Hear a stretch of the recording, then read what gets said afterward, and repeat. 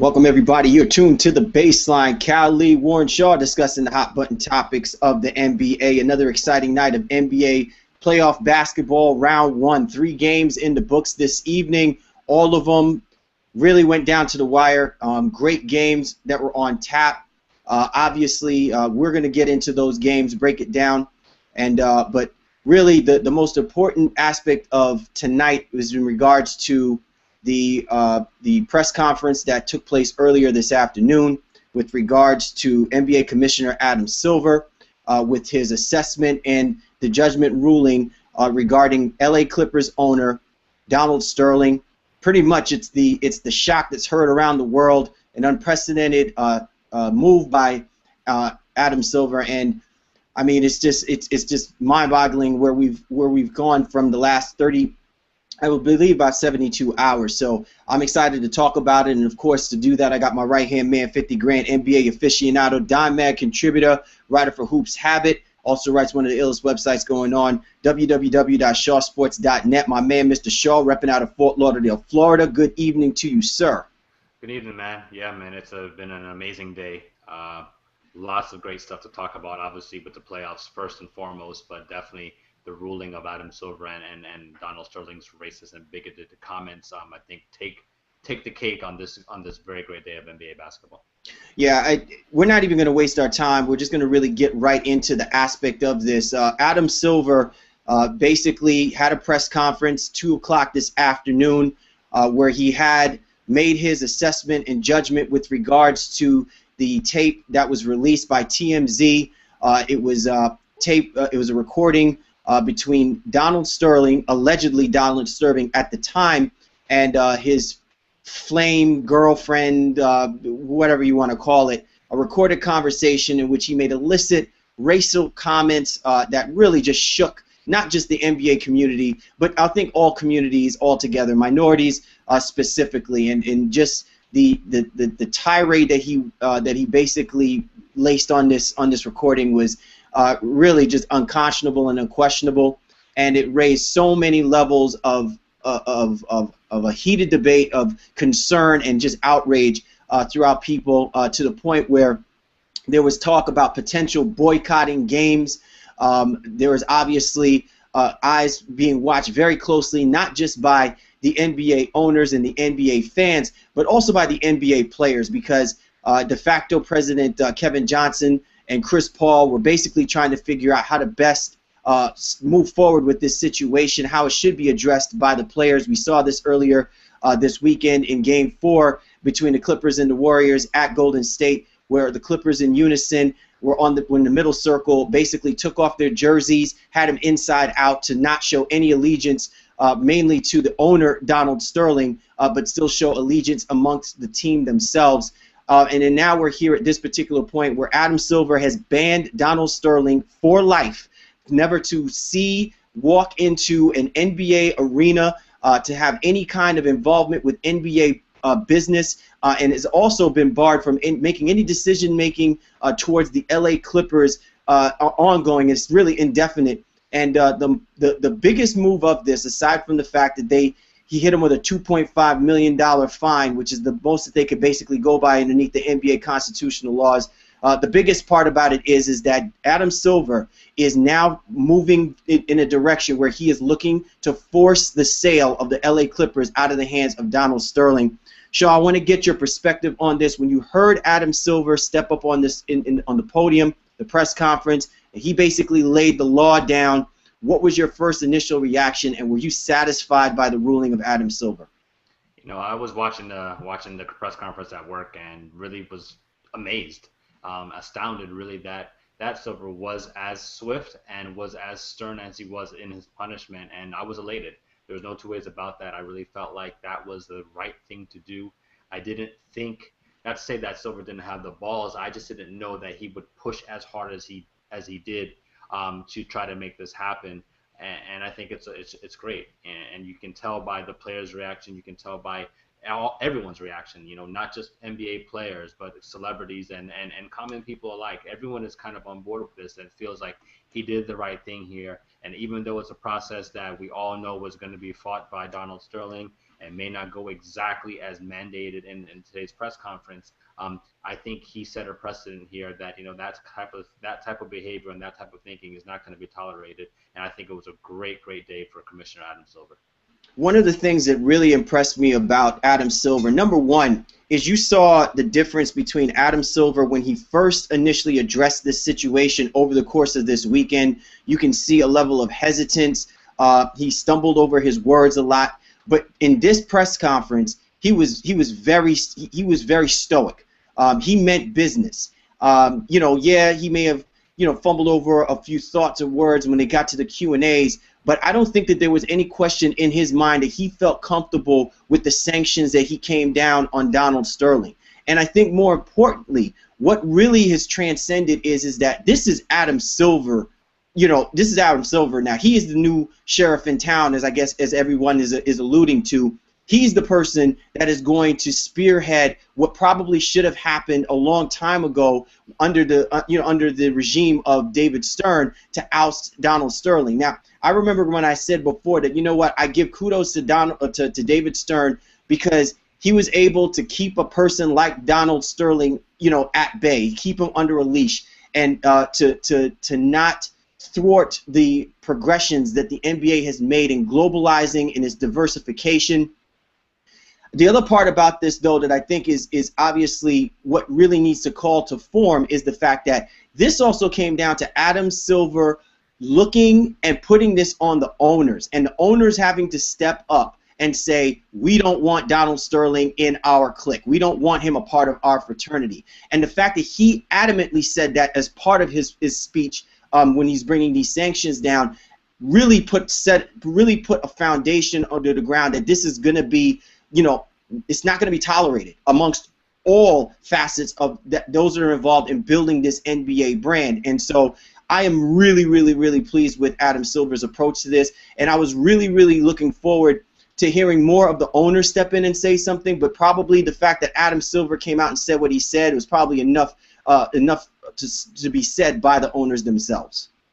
Well, Silver, he's a good guy, man. He really took his time in making this decision and as much time as he can in quote unquote 3 days. But he polled. He was on the phones. He did what he needed to do. He was diligent in his work, and any other type of response would have been met with all types of backlash and remorse from everywhere. The Clippers were thinking about boycotting today's game. So Silver, he went and more or less, I guess he polled a few owners to kind of figure out what their thoughts on the matter was going to be. If you're connected to the NBA, kind of like how we are, my email was filled with statements from different team owners and presidents saying how they detested what Sterling's comments ended up being. And even though they said that there was due process, that they more or less all said the same thing, that there was just no room for his type of thinking in the league. So that's why I think Silver felt he had the backing, if you will, to go this far, to come up with something that was going to be this resolute, if you will, in terms of getting rid of an owner of one of the 30 NBA teams. So he did his due diligence, and the due process was conducted quickly as it needed to be. And I think Adam Silver, again, as everyone is saying and tweeting and everyone's talking about on television, he truly became commissioner today. I just realized, it was day 88 of his job as commissioner in the NBA. And this is what he's doing. And I don't know that he'll do anything bigger than this the rest of his career. Yeah, I mean, right now, trending all over worldwide Twitter, I mean, the most, popular hashtag right now is banned for life. So obviously, this is more than just about sports. This is about how one person with a message and also with empowerment basically used his power. And let me emphasize this as well, too. This isn't Adam Silver trying to make a name for himself. We're saying that he's made a name for himself by him stepping up to do this, because this has been long overdue. It isn't as if Donald Sterling just suddenly out of the woodworks, just slipped up and just started speaking like how he was speaking on that recorded videotape. It's been alleged that apparently this girlfriend has had over 100 hours of videotape laced with this type of obsessive racism talk that this guy has been spewing. So let's just get it out there right now that Donald Sterling is not someone who just became an overnight bigot. Okay, let's be real about that. The other thing that I think that also needs to be made fully aware of with regards to this whole situation is the fact that Adam Silver is adamant about saying this is more than about a brand. It's about a brotherhood. And he understands that this game cannot elevate without the brotherhood being involved, and that's the players. And when the players get together and are vehemently outraged and are disgusted by the situation that's going on, when the fans who invest the money that they invest are outraged and disgusted by what's going on, and it transcends beyond just it being about what's on the basketball court, that's when you have to step up and you have to use not only what he said was due process, but due diligence in your judgment making, and put the onus on other people who are involved in this decision-making process to make sure that they understand the ramifications of what's taking place. Now, what's taking place is that he wants Donald Sterling out. He doesn't want him as an owner for the Los Angeles Clippers. Doesn't want him involved in the NBA. And all of the talk through the media, which just seems to boggle my mind, is the fact that while we thought that this was what was necessary to be done within the ramifications and the constitution of the NBA guidelines and bylaws, that people are saying, well, it's not enough, because when you look at how much he spent to get this team at $15 million some 30 years ago, now all of a sudden it's probably worth, $750 million. He's basically won. He's the one that won the situation. And me personally, I beg to differ. Now, what do you think about that, Shaw? Do you really think that Donald Sterling has truly won this situation if we're looking at it from a monetary values perspective? I mean, monetarily wise, I mean, he's I don't even know what the numbers is in that. It's an insane return on an investment, considering he bought the franchise for roughly $13 million. And but again, we don't know that it's actually going to pass through just yet. He's going to be trying to get pushed out. They're going to try to push him out. And then in order to push him out, they are said or being rumored to say that they're going to throw money at the situation in terms of making it worth his while, so that he just goes ahead and leaves. And to him, maybe that's worth it. I think a couple articles I read, for Sterling, it wasn't really about the money because he has money. It was really about the pride, if you will, and that merit that came along with being an NBA owner and being able to walk into the locker room and kind of show off and go to different places and glad hand people. I think was even something I read in one of the articles. It's just like, that is what's being taken away from him, that status, and that's what's going to hurt. Assuming it does actually happen. And I think this is not something that's going to be a quick fix. We're probably a few months, maybe even a year or so away, because he's going to fight, man. He's just that kind of guy. And the process that's going to take place with all the litigation is very tricky, because remember, the tape is admitted, what has been submitted inadmissibly, if you will, especially in the state of California. So all these things that are playing around it is very interesting. And it was kind of interesting when I saw Silver address that question. He was just like, whether it was inadmissible or not, it's out there, and that's what we're dealing with it. He was very agitated about any of the questions that was any type of contrary to what he was trying to say in terms of the penalty that he was trying to levy on Mr. Sterling. Exactly. I think sometimes we get a little bit too much caught up into the fact that it's all legal. I think we are already used to the idea that when there's been an injustice, when there is a wrong that is taking place, that there's always going to be a legal process, and someone is always going to swindle their way in and out of a situation in which their hands are caught in a cookie jar. But simply put, and then you basically, you eloquently put it just right. This is a man that lauded and prided over the fact that he was making money off the backs of people who did not make as much money as him, who was not as rich as him. He basically flashed that in front of their faces. He just, flaunted it in front of them. And now you're dealing with an 80-year-old man. And I've told people, I've been debating about this all day long. Listen to the tape. Listen to how he sounds. This isn't a man that right now, with the way that he's spewing what he's spewing, this is about the money. He knows that he's, a billionaire, a gazillionaire. He already knows that. He knows that he has basically been flaunting this for over 30-something years, taking advantage of the less fortunate, taking advantage of the minority races. He knows that, and he's throwing it back in the faces of people. He believes that he is bigger than the game. He actually said that on the recording. And it just amazes me that people are looking at it from the perspective of, oh, well, you know, he's just, you know, he's not going to give up that team. He's not going to give up that team. What makes you think that it's just about the team? It's about the fact that he knows that he has possessed what he's possessed for so long and that he's gotten away with it. Now when you start seeing that people are alienating him, when sponsorships are staying away from him, when people do not want to be around you, at 80 years old, that has an impact. That actually accelerates your longevity of life when you're alone and you've got no one to lean on. Not even his family wants to deal with him. That affects a man at 80 years old. It affected a man like Joe Paterno when he became alienated due to the scandal. It's affected a man like Jerry Buss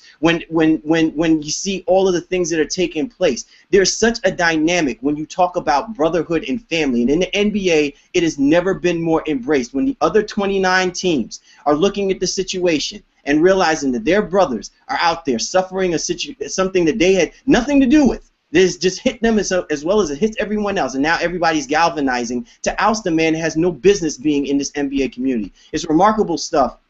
And I cannot wait to continue to follow this as it goes along. By no stretch of the imagination, Shaw, this is far from over. But I definitely agree with you that this is something that needed to happen. And I'm glad that it did happen, because not only did it raise awareness and consciousness about how important sports are in our everyday life, but also how it makes social change. And I know a person out there right now would be smiling at the efforts of what Adam Silver did, and that would be Nelson Mandela.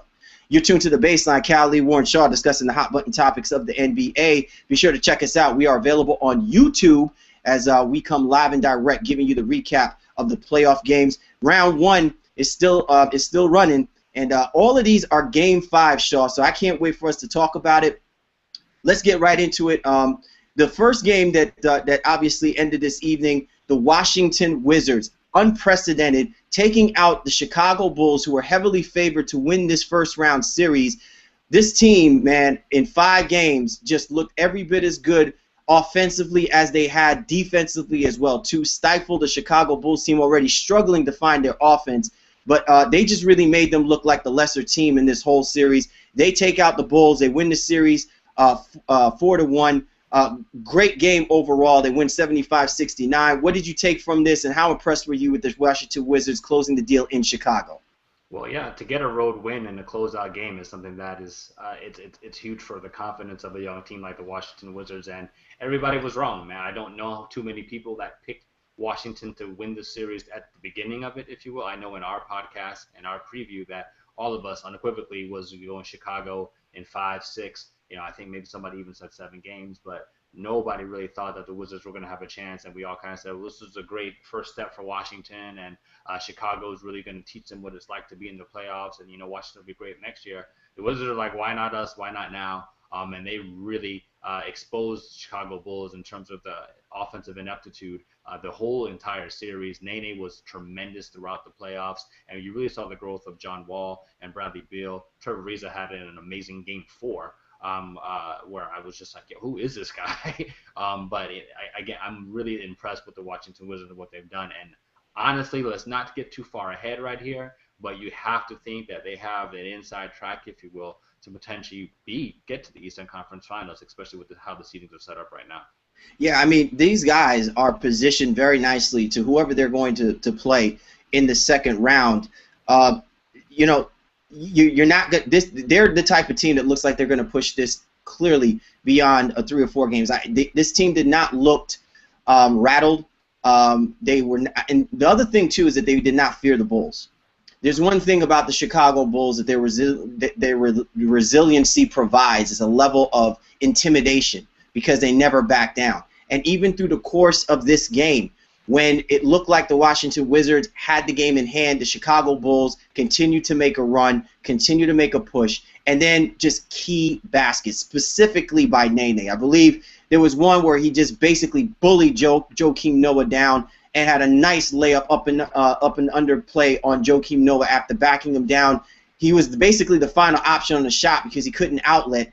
And I just really felt like that play almost killed the spirits of the Bulls, because it just really showed the front court formidability that the Washington Wizards truly has. Tonight, Nene was just absolutely spectacular. 20 points, 7 rebounds, 4 assists, a block, and a steal. I mean, we were not expecting this from Nene. We were expecting Nene at about 55% at some point, break down, probably not even logging as many minutes. He logged in 39 minutes in this game. And so obviously Randy Whitman has all the confidence in the world that he's going to leave him out there on the court because he is just a matchup nightmare in on the front court against anyone. If he's playing like how he's playing currently right now, he literally is going to be like the Roy Hibbert of last year. Nene is just completely balls to the wall, going crazy in this series already.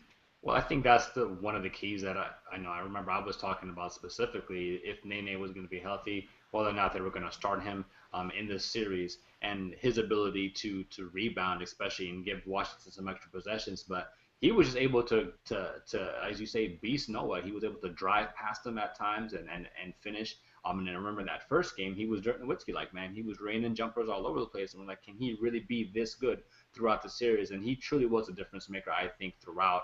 And the other thing, the last point I want to have, definitely in regards to Chicago, what's going to happen, moving into the future here. Carlos Boozer, he had to play because Taj Gibson, I believe, got hurt in the fourth quarter, turned his ankle. And Boozer might have played his last game for Chicago, but the Bulls definitely had their opportunities. There was a key missed layup by Jimmy Butler, and now the key missed shot again by Boozer as well. And they had a chance to come back in this game and potentially force us to a game 6, but Washington was just too tough. Chicago just didn't have enough offense. And again, it's going to be very interesting to see what the future of the Bulls holds as we move into the summer. Yeah, I completely agree with you. In a game where, the Chicago Bulls really did have their opportunities, and in the game previously, the 3-ball was just like wet for them, okay? Mike Dunleavy, 0 for 3 from 3. DJ Augustine, 0 for 4 from 3. I mean, the only people that contributed from 3 for them was Kirk Heinrich and Jimmy Butler. And I don't know about you, Shaw, but, while these guys are great complementary pieces, you cannot expect to go into a playoff series with a team as offensively talented, not gifted, but talented, as the Washington Wizards, and expect to walk away, trying to, you got to score points. You got to put the ball in the basket. And if Joakim Noah is only going to have 6 points, if Jimmy Butler is going to be shooting 6 for 15, 16 points, Carlos Boozer only has 10 points, then the guys that are shooting the ball have to shoot with better efficiency. And I think that's going to be the one thing that they're going to clearly look to address. They had that, at least with Luol Deng, where he got sick, unfortunately, after that first round. And they just don't have that right now on this roster. And so now it's even that much more prevalent that they make that push to try and cachet Carmelo Anthony or make a push to get a guy that's going to basically open up that perimeter, because they cannot continue to play like this. Even if they get back Derrick Rose, I don't think that it's still going to be enough when you look at the way teams are now being structured in this Eastern Conference. The records don't reflect it, but the play and the talent now that you're seeing in this first round of the playoffs, it certainly does. Yeah, Carmelo's a guy that they're definitely going to look after. They're going to try to see what Minnesota's doing with Kevin Love as well, potentially try to get that stretch 4 going out there. Boozer's all but gone, especially after this playoff performance where I think he scored his first fourth quarter minutes tonight. His first fourth quarter points tonight, because it's the first time he's actually played in the fourth quarter in the series, and that's only because Gibson rolled his ankle. So they're going to have to try to make some sort of move. Rose coming back isn't going to be enough. And something needs to happen there offensively for this roster. It's just a shame that things weren't able to work out for them and even to have a better showing throughout. I would have loved to have seen, and I'm not trying to play, Monday morning quarterback, if you will, but with the offensive struggles, and especially since they couldn't shoot, I would have loved to have seen Fredette get an opportunity, because it's kind of a waste for them from that claimed him, and then they barely used him, once they got him. So I'm not saying that because obviously he doesn't play the type of defense that Thibodeau wants, but if you're struggling for offense, man, why not throw a guy out there who's supposed to be a shooter and give him a chance, an opportunity to try to get a couple of baskets, knock down a couple of threes for you. But Coach Tibbs is a great coach. I'm not trying to knock him. I just think that would have been at least something they should have at least tried. Yeah, I know. Tibbs, man, live and die by his team. He's loyal to the players. And look, if nothing else, like we said before, the Bulls had their opportunities. Now, clearly, after the first couple of games of this series, we had both really changed our minds and perceptions about, whether or not this team was capable of actually pulling it out. And I felt like the only way that the Chicago Bulls probably win this series is they would have to take it to 7 games. And there was just some critical losses down the stretch. that, where they had those opportunities to win those games because, the Wizards, again, a little bit of inexperience. They haven't seen the playoffs and won a playoff series since 2005. But, again, to the credit that you had mentioned before, John Wall played like a man, like he's been in that playoff game, that playoff series before. Nene, clearly his veteranship stepped up big. I mean, it's funny. He had 10 of 17 shots, the second most shots taken with the Washington Wizards. You would have thought that the combination of Beal and Wall would have probably dominated in this game, particularly a closeout game for them. But it was the combination of Wall and Nene, and that just adds to the versatility. So, like you said, Shaw, this team is going to be dangerous going into the second round.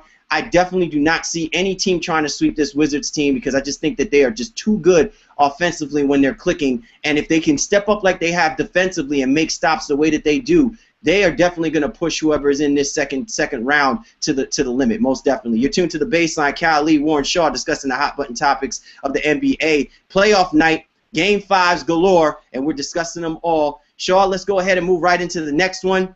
This one was a barn burner of sorts. The Memphis Grizzlies eking out an upset on the road victory against the Oklahoma City Thunder. And you know what, Shaw? Let me tell you something.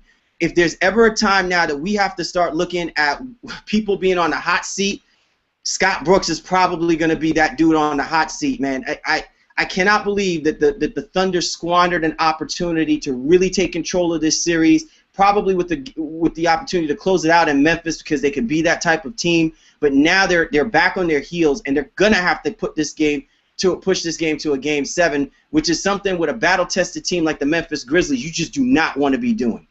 Yeah, it's tough to go home. I mean, go on the road now and go to the grindhouse and try to save your season. But if you are a legitimate title contender, you're supposed to be able to go ahead and get these types of wins. They have to find a way. Scott Brooks has got to find a way to get more offense, get more efficient offense for his main guys. Westbrook going down and trying to chuck. And again, I understand it. I think we've talked about it on 2 different shows.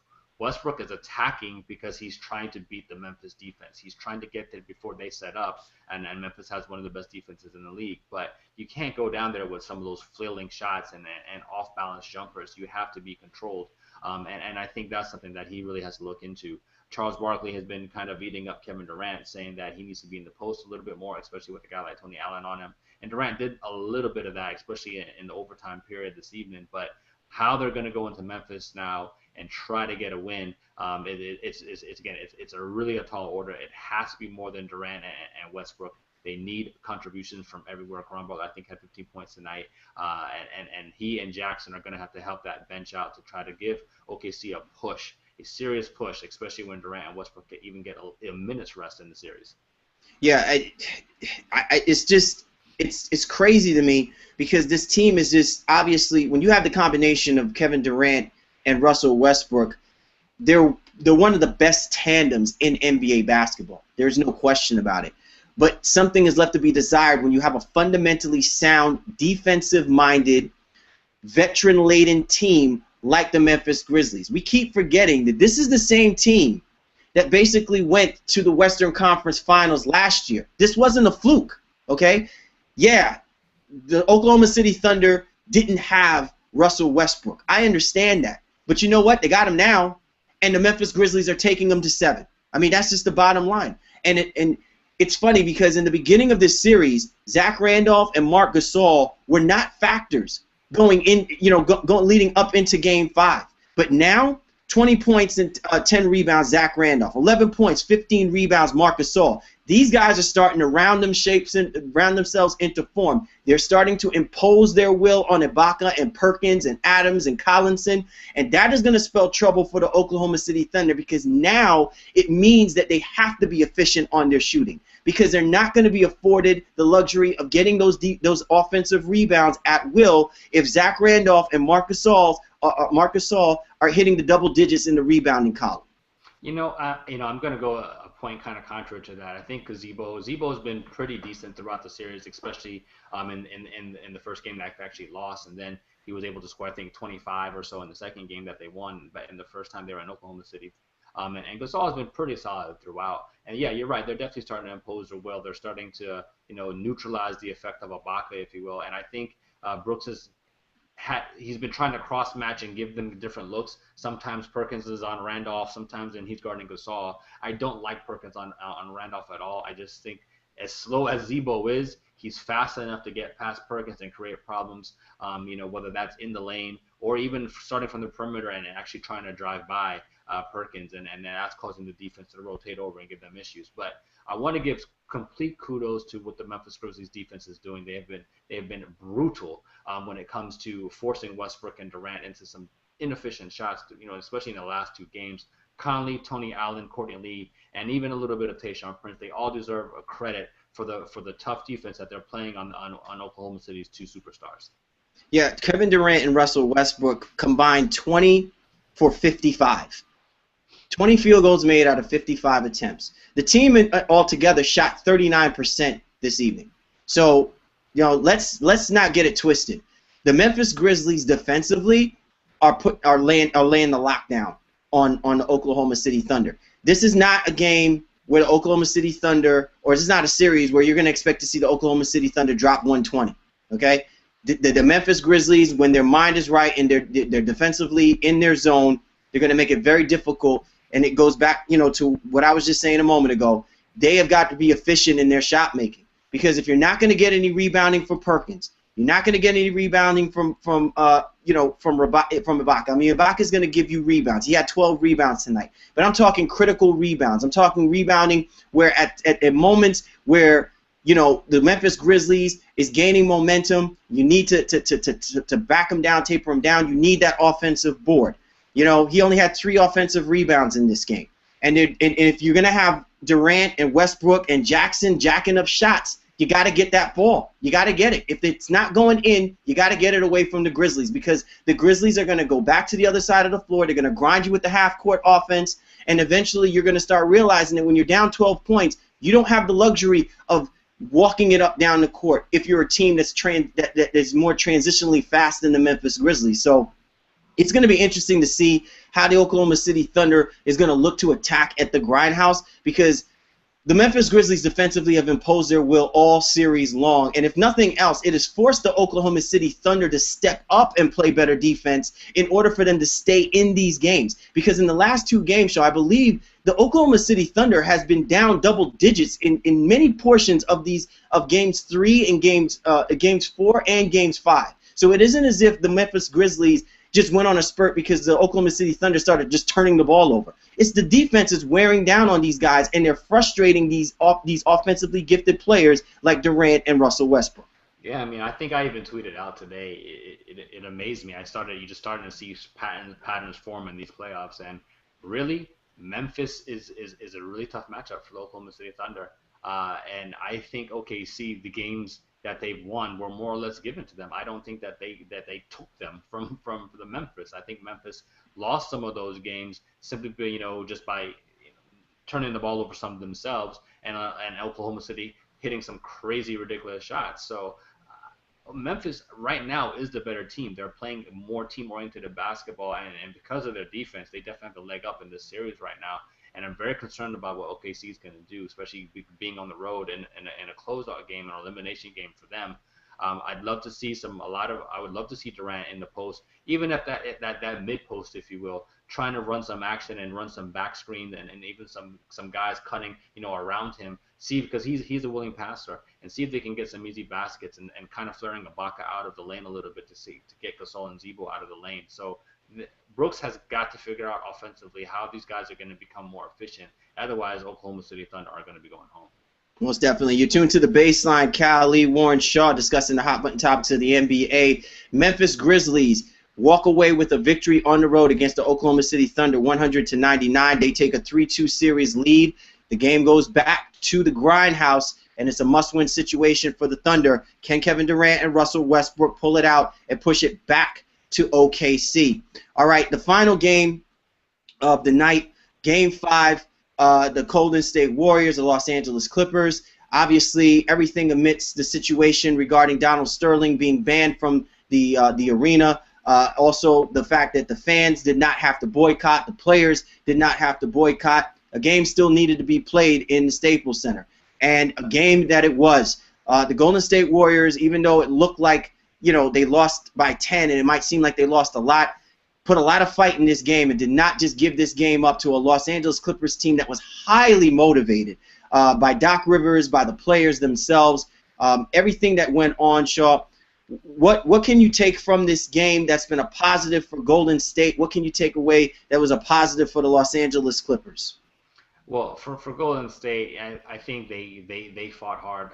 I hate to use that cliche. Both teams play hard and all of that, but they continue to get continued production from Andre Iguodala, who we've kind of been like where's he been all season? In the last 2 games, he's definitely been a force.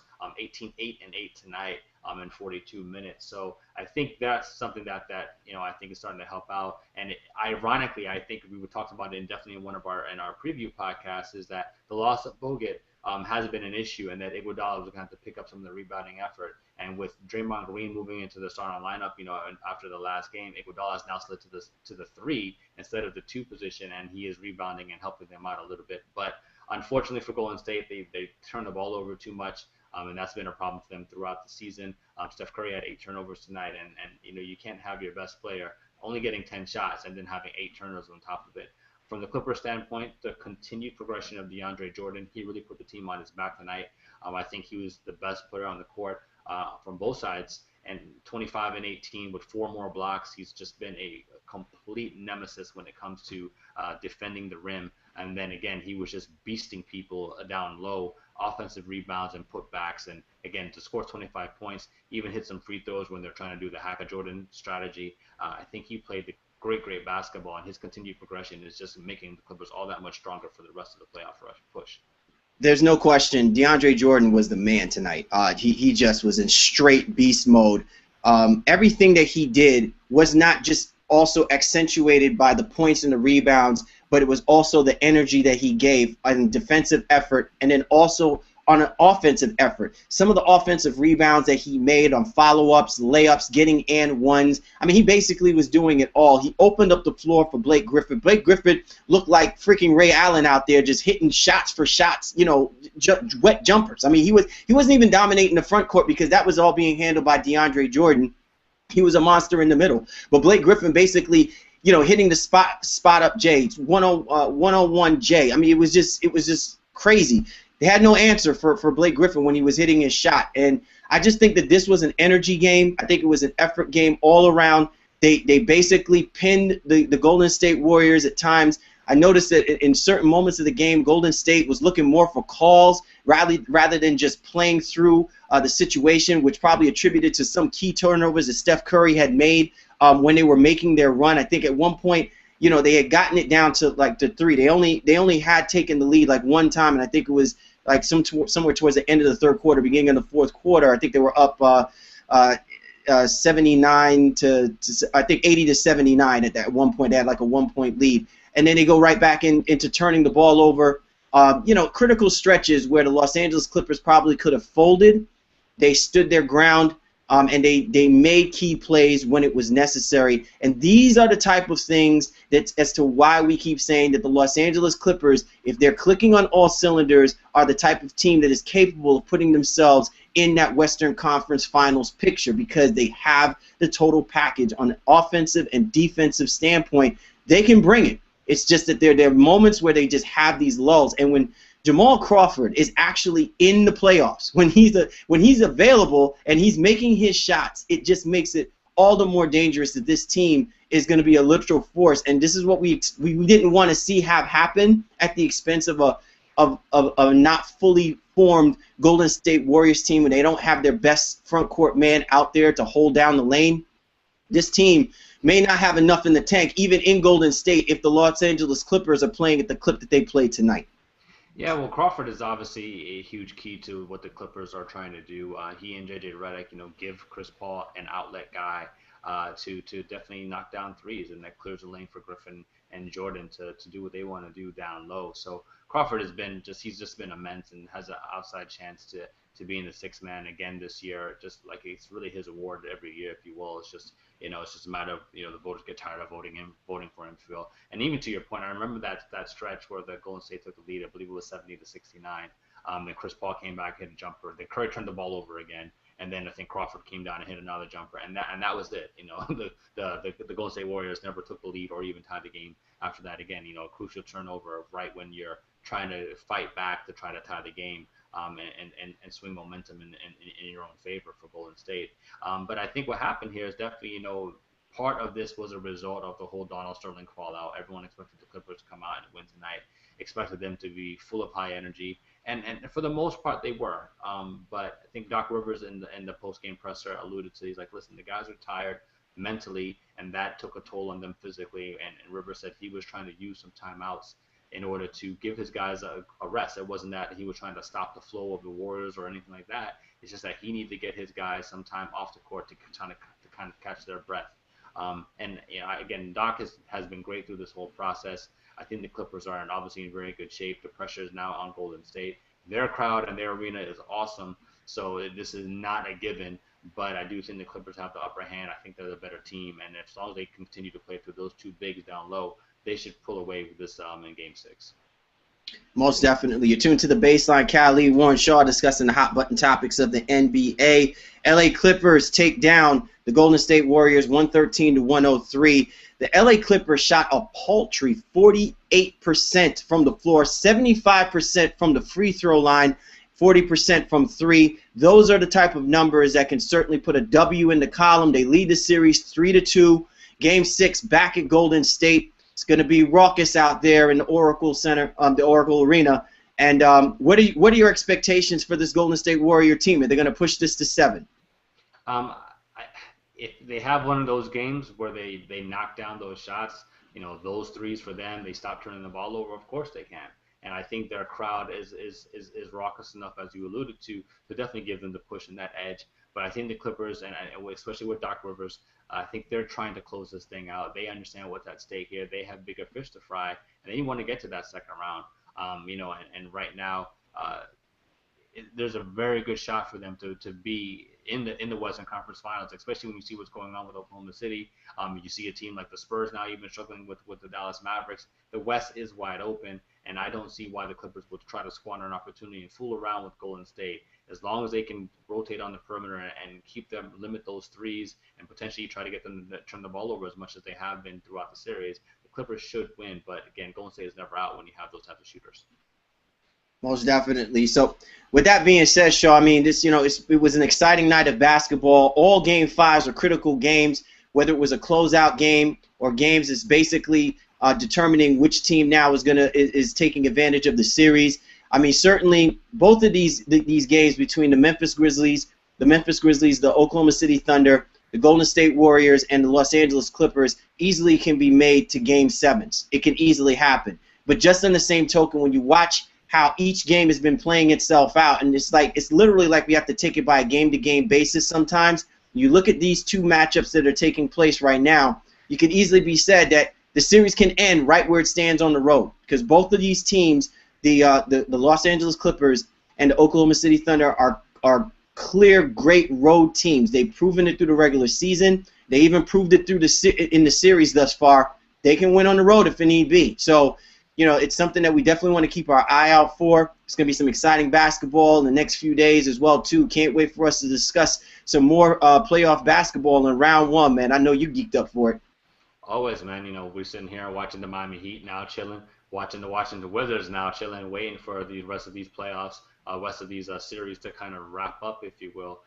You know, Brooklyn, Toronto, that's been a dogfight. Again, I'm really surprised at what Dallas has been able to do. They've been competitive in basically in every game since Game 1. And definitely, we can't wait to see what happens in Oklahoma City. Do they actually get eliminated this early? And then again, obviously the Pacers and the Hawks, which is just unbelievable. It's unbelievable what's going on there, man. So can't wait to see if the Pacers answer and finally come back and show everybody what they're supposed to be about. You know, they're supposed to be an Eastern Conference contender, not being bounced in the first round. So much action to discuss. We definitely will be with all of you the rest of the way. And I couldn't do it without you, man. Really appreciate it. NBA playoffs, as they say, has been fantastic, bro. Always, always. So for the Baseline, Khalid, Warren Shaw, we appreciate you guys tuning in, listening in to us. We'll continue to keep giving you coverage of the first round of the NBA playoffs. And you guys have a great, great night. Get ready for some more hoops.